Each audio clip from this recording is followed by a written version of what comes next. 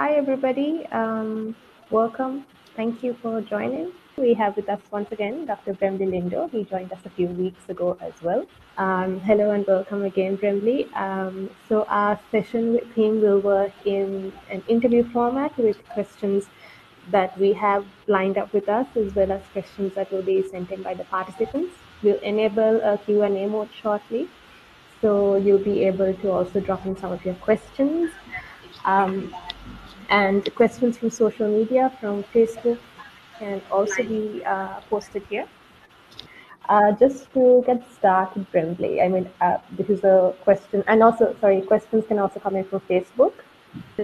Bremley, would you be able to speak a bit about the work that you do and what it entails, and mostly on what has motivated you over the years to engage in the work that you've done and what has driven you, basically? Great. Thank you so much, and happy World Environment Day 2020, everyone, wherever you are on the planet watching us live. So welcome on board. And it's very inspiring that the first time World Environment Day was celebrated in 1974 as the year of the tiger. It's also the year I was born, and it was just one Earth. That was the theme. So now, 45 years later, we're celebrating biodiversity and restoring ecosystems on our planet. And this is so much in line with what we've been working here in the cloud forests of Northeast India in the state of Meghalaya. That's my home. I started off I was 10 years old. I had got this award from Help Age India for raising money, food, medicines, and bringing all clothes for helping victims. Hundreds of them had died during 1985 in Bangladesh. So I was very inspired to got this award while I was in 5th grade in my school for helping out to help the cyclone victims in Bangladesh. And then just a week ago, we had a super cyclone Amphan that hit us again really hard. Both India and Bangladesh were hit pretty much hard. But the mangrove shield in the Sundarbans absorbed that huge power of that Category 5 cyclone, broke it into two, and obviously that shield, that barrier, worked defending the coastline ecosystems of both the Indian side and the Bangladesh side. As you know, the Sundarbans is the largest mangrove forest on the planet. It is home to many species, including the famous Royal Bengal tigers. There are about 300 of them there. And there are also,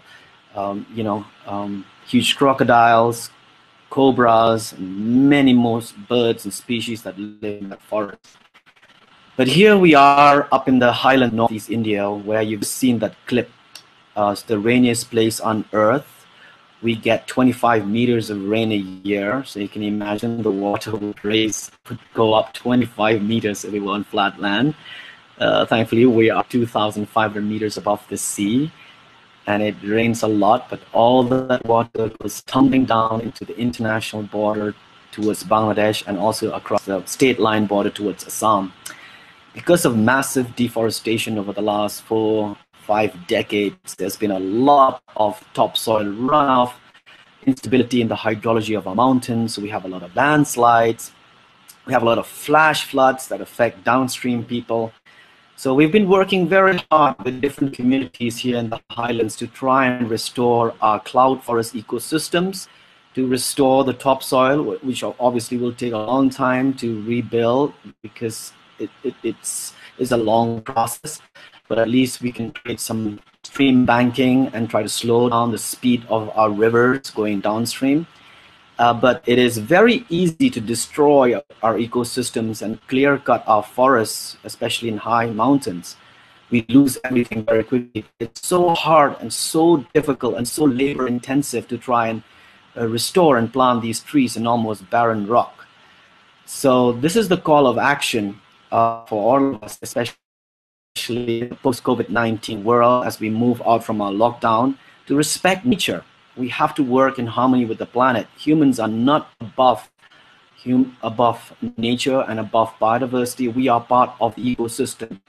So unless and until we recognize that and live in harmony with nature, much more deadly virus are going to be released from meltdown of glaciers in Antarctic have been locked down there for millions of years. They will come into our food stream, into our marine habitats and ecosystems, and that will be the end of the human race. We need to reestablish our bond with nature, with the environment, and our lives and ecosystems by restoring. And that's what all this World Environment Day is focused on this today. Having said that, we're working with the local communities in Myanmar, in the Delta. We've planted 1.5 million trees. And our target is to expand that project across to Bangladesh, India, the Philippines, Indonesia, Sri Lanka, Malaysia, to at least reach a target of 1 billion trees by 2030 to rebuild of the tide, to prevent and protect coastline communities from large storms and hurricanes and tsunamis. At least we can mitigate them from that risk. So that's my story, from restoring cloud forests up here in the high Himalayas in northeast India, to restoring mangrove forests down in southwest Myanmar, the Delta region, close to the Indian Ocean. And both ecosystems are very important, and we need to connect both highlands and coastline communities to rivers that are river veins and arteries, and we need to protect them. And those ecosystems are also vital. They need to be clear from plastic contamination and dumping, because it's like clogging them. So if we continue to clog our rivers and stream, we will get a heart attack of the ocean. We will kill our oceans. And if our oceans die, that produce 70% of our oxygen, all life on Earth will also perish. And as for now, the oceans are, so much acidification, our coral reefs are dying. There's too much of absorption of carbon into our ocean ecosystems, and there are many dead zones of oceans around the world. But thankfully, during the lockdown, food itself, you've seen in news everywhere with lions, reoccupying the golf courses in Venice, in the canals, and then we've got deers and elephants and wild bulls running around here in our forests. Nature come back to life in just 2 months, while humans are imprisoned in their own homes. So now, as we go back, we should move to a new normal, where we work on green growth, where we work in respect and harmony with nature, and reactivate the regenerative economy, and try to move from an extractive oil-based economy. So that's what I want to share with you as a message in this World Environment Day celebration. Thank you. Thanks, Bremley. So basically, in your opinion, how do you think, I mean, you spoke a bit on this as well, but when it comes to the human action impacts on the planet and coastal and forest ecosystems, what steps can we take to make sure that these impacts are addressed?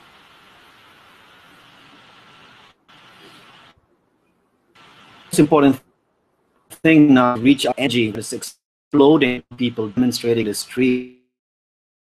Millions of young people in the United States, 50 million people. In the UK, maybe 5 million, maybe more, are jobless. Now is a chance to engage all these young people to go and rewild the ecosystems and go plant trees, like was done in Pakistan. Go back and reconnect with nature. Go to the countryside, go to the villages, don't just around the cities. There's been a huge influx, migration of young people to areas looking for greener pastures, moving that are beyond their carrying capacity. They just cannot cope anymore. So ecosystem helping all communities and villages prevent large migration, and also, climate change is exacerbating climate refuge.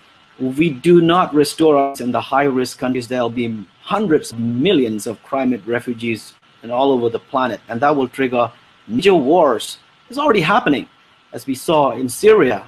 Nobody looked at the fact that there was a huge drought in Syria, in the eastern part, and people migrated west, and that triggered an imbalance and instability, and then the whole ISIS movement came in and the whole war broke out. But there's a war happening all over Africa right now, and sub-Saharan Africa is the brink of collapse. If those ecosystems are not restored, there'll be 600 million refugees going in all directions from sub-Saharan Africa, either towards Europe or down to Southern Africa. And it will be the same in Asia and Latin America. So now is the time to engage. We've got less than 10 years. So, sorry, just take my mic. So, in terms of the work that's happening, do you think that's sufficient? Do you think more work needs to be done on the ground? What would you say on that? One little virus shut the whole economy of the planet down. But still, it's not enough. Even reducing 10%, we are still going to move into the tipping point, whether we like it or not. There's more than 4.5 parts per million of carbon dioxide gases concentration in our atmosphere. We would need like a COVID-19 lockdown every year. But how will the global economy cope, you know? Is the way we measure growth wrong? That's what, at least what my professor, Columbia University, Joseph Stiglitz, thinks. The way we measure GDP is all wrong. It doesn't account for natural capital. It doesn't account for human capital, for intellectual capital, indigenous knowledge, all this, nothing. It's just based on pure oil and extractive industries. Unless we integrate national capital accounting and nature-based solutions and look at ecosystem services and move beyond the carbon market into payment for nature-based solutions and helping indigenous peoples who are the stewards of our planet, who are being wiped out as we speak. If they go, we are dead in the water. So nothing much has been done, I'm sorry to say. So the wake-up call has come from COVID-19. If we don't shift, we're not going to have much of a future.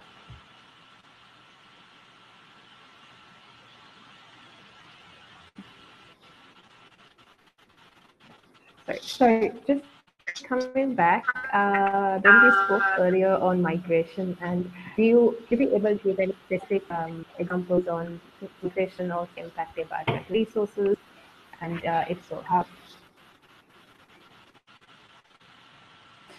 Education system has to shift. The old system that we've been teaching them is all wrong because it's not working out, and the whole measuring of growth in all our economies is wrong. It needs to shift. And I think we need to follow the model of well-being and the gross national happiness index, like what Bhutan is doing, which New Zealand has adopted, which Finland has adopted. And these are the two countries that are led by women prime ministers. And I think women should have a more active role to play in the international community, in the major banks, in the major decision-making processes. Because if it's just fill up with, you know, all men with black suits making decisions for the planet without consulting women and youth and indigenous peoples, we are doomed. And so, I mean, diverting a bit, so some of the work that we at SLYCAN Trust do, we work on mangrove restoration in Sri Lanka, and that work takes place in Jaffna, Kalpitiya, Dekovita, and it's actually a success. It's a result of a successful partnership between government, non-governmental sectors, as well as the private sector, including Mitsubishi Corporation, as well as Kitesurf in Lanka, which is a hotel based in Kalpitiya. So, in that aspect, how much of a role do you think the private sector, as well as all of these different stakeholders, need to play when it comes to conserving and protecting the environment? I mean, especially when you look at the private sector and you take into consideration the production cycle, which is also a big threat to our natural resources. Exactly. So, 20 years ago, I had the opportunity of being included on the Prime Minister's delegation to the Millennium Summit with Atal Bihari Vajpayee then. And we were crafting the Millennium Development Goals that came before the Sustainable Development Goals. There were 8 goals, and there were 10 young people sent by their governments to address in General Assembly, and we only had 10 minutes to speak to the whole youth of the world, half of the population on the planet. And only 10 of us, not all countries sent youth delegates. So we dropped our national agendas and focused on the same agenda, speak on behalf of the youth of the world.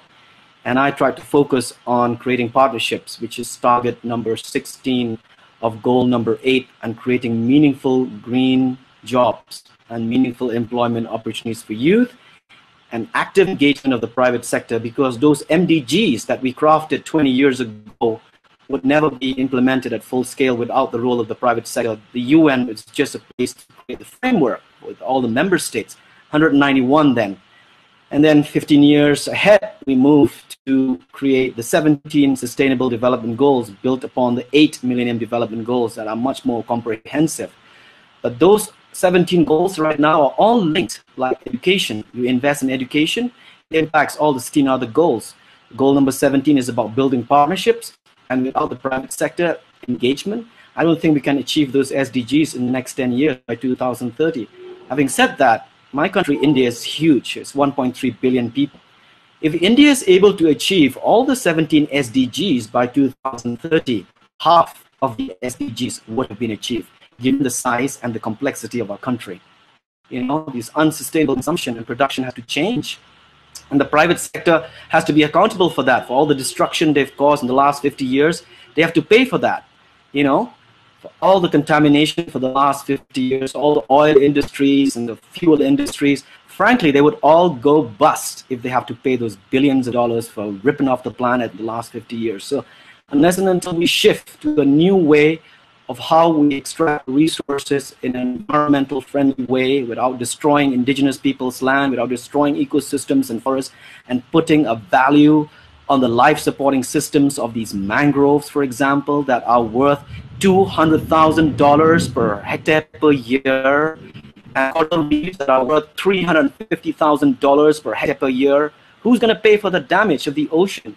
Who's going to pay for the damage of the coral reefs? Who's going to pay for the damage and the slaughter of the mangroves? Who's going to pay for the people who will die when a huge cyclone hits because their shields are down? Will the private sector be ready to pay that bill? That's a big question. Who's going to set the regulations? Who's going to set this market for creating a nature-based economy, you know?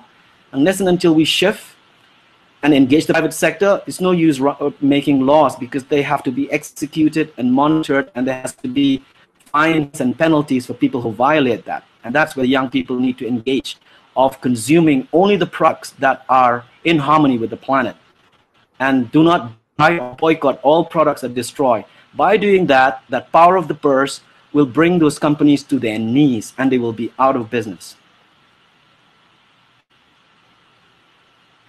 Just before, I mean, there's a question from Dennis, but just before going to questions, I mean, I want to pick on two things that you said.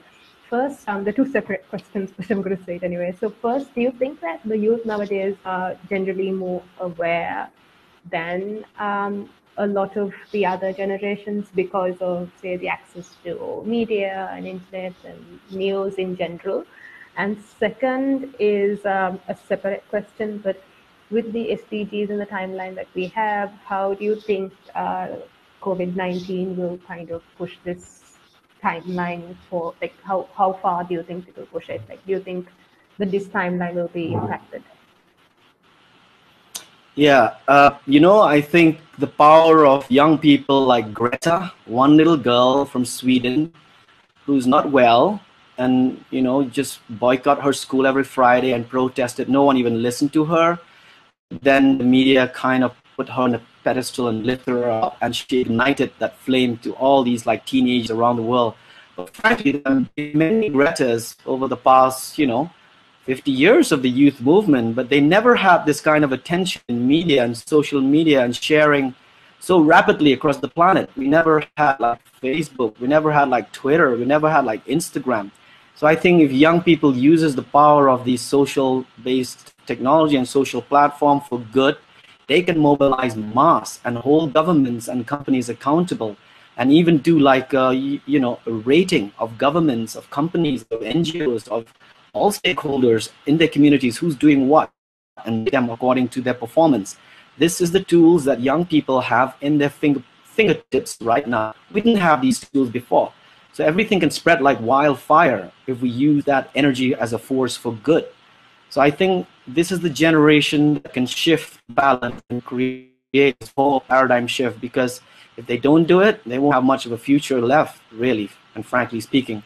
Having said that, I think companies have a main play to educate their consumers, and frankly, in every product they produce, to source where it's come from, what's the carbon footprint, what's the ecological footprint, and they should be geotagged from where they came from, and then, you know, people will have the right to read the barcode and trace the product, where it's come from, whether it has chemicals on it. Because nowadays we don't even know, we eat chemicals and killing ourselves from all sorts of cancer because we don't even know what the product is made of, you know. And there's so much of advertisement that are misleading just to sell to young people, which is really sad, and they are consuming it without even knowing it. So I think they need to be educated, they need to wake up, and it is our role and responsibility to educate consumers of what they're consuming that could be a threat to their public health and also the planet.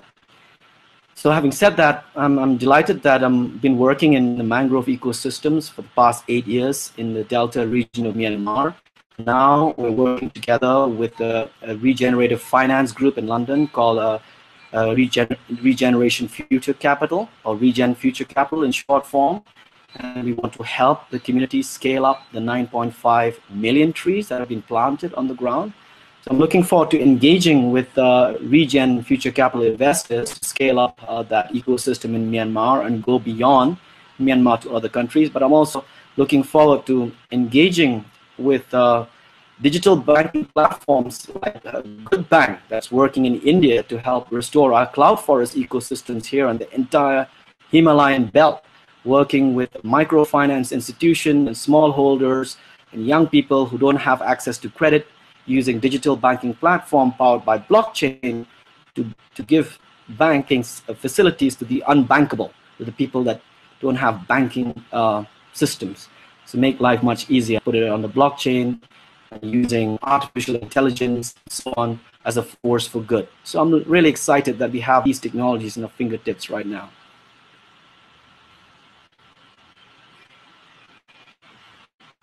That has come in as well. I'm just going to drop it here.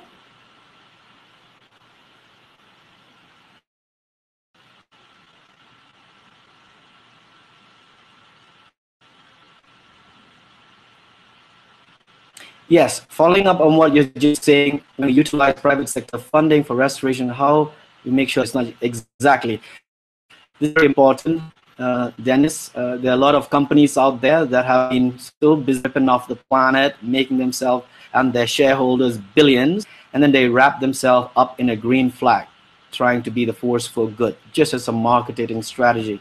Like I said, every company has to have a rating system to measure the total accounting report, not just CSR report, but the entire total accounting report based on a total accounting framework to measure the entire business operations and supply chain wherever they operate globally. And I think young people have a role to play in this, to be like the investigative journalists or stringers that can feed into a global database to measure these corporates who work globally, but also, like I said, governments, to make sure that they can mitigate the risks of greenwashing and corruption and leaking and you know, making us a false promise, but still continuing as business as usual and just rebranding themselves. So this is the time we need to educate our consumers to make sure that there's no such greenwashing, and the labels and standards and protocols should be so robust to make sure to mitigate any kind of greenwashing and corruption. So I just got the next question as well. I assume you can see it. Okay, the one on the screen, right? And coming back to climate mitigation, you think it's possible to stop climate change, enable people to adapt in place, or large-scale migration? Yes, frankly, at the speed that our governments are reacting, we cannot prevent climate change.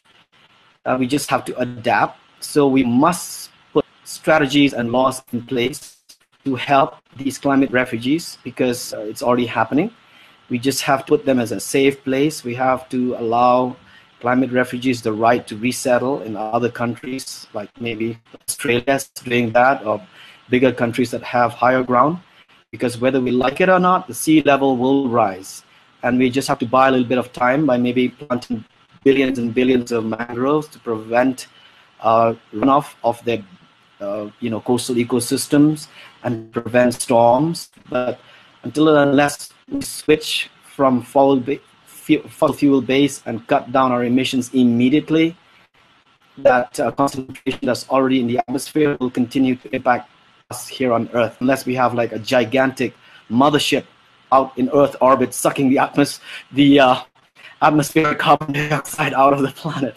I'm sorry to say it's not a doom and gloom, but we need some rapid nature-based solutions by rapidly intensifying the speed and pace of restoring our carbon sinks, at the same time cutting back the use of fossil fuels and switching into large-scale renewable energy technologies, be it wind, micro hydro, solar, you know, waste composting, and amplify that, and just stop drilling oil or move to something else quickly. There's so much of plastics in our ocean. We need to collect all that plastic and convert that to fuel rather than drilling for more oil, and use that on ships which are contaminating our ocean, killing it with this. The most polluted kind of, low-grade diesel. They need to enforce law for all ships that operate on Earth to move to a cleaner fuel right now. And all aircraft fly across our planet should move to a cleaner fuel, and maybe use some kind of hybrid engines that switch between, jet engines and battery. They're experimenting on that right now. And just reduce flying, maybe just start sailing again, use the power of the wind. We have to take drastic measures to control, or else we are heading into, a disaster.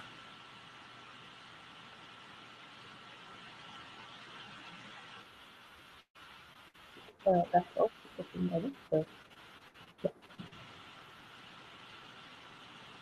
Very good question. We cannot just use robots and drones and AI without consulting, without integrating local communities like what we did in Myanmar. So the Bridge Builder Challenge was then initiated with the GHR Foundation from the United States. 750 projects were pitched from around the world. We received funding because we were shortlisted as the top 5. And we were able to deploy tree planting drones with tree mapping drones to help local communities in Myanmar who did not have access to maps to use these high resolution 3D maps printed for them, for the lands that they have in title, so they can use it for their forestry management decisions. And also the tree planting drones work together with the women of Myanmar to load the seed pods using lots of women, because the drones cannot fly and fire the seed pods without women on the ground. So they just help to rapidly plant the seed pods, and then the trees after planting, or the pods or the seeds, would need care and protection. So they still need to be nurtured by women on the ground. So I'm very glad that we have 200 women engaged in the restoration activities, and I hope that as we scale operations to 1 billion trees, we can create millions of jobs all across the Delta region of Myanmar and beyond. So technology has to be transferred in an appropriate way that is sensitive to the cultures of the communities that we work with, and they should be trained, and they should be local people operating these technologies that are working side by side with local knowledge and indigenous people. That's the only way it can work. It could only amplify and speed up what they're doing, and not put any threat into their well-being.